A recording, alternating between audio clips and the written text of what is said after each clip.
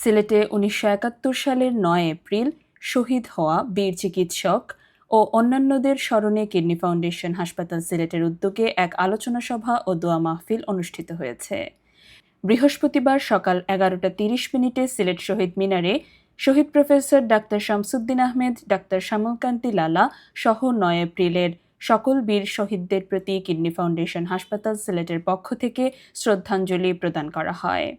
এরপর দুপুর ১২টা থেকে ১টা ৩০ মিনিট পর্যন্ত হাসপাতালের সেমিনার রুমে আয়োজিত অনুষ্ঠানে শহীদ professor doctor Shamsuddin Ahmed, lieutenant colonel A F. Ziaur Rahman AMC, doctor Shyamalkanti Lala সহ অন্যান্য শহীদদের স্মরণে আলোচনা সভা অনুষ্ঠিত হয়। অনুষ্ঠানের শুরুতে সংক্ষিপ্ত ভূমিকা রাখেন কর্নেল অবসরপ্রাপ্ত মোহাম্মদ আব্দুস সালাম বীর প্রতীক। মূল প্রবন্ধ উপস্থাপন করা হয় শহীদ ডাক্তার শামসুদ্দিন আহমেদের স্মরণে।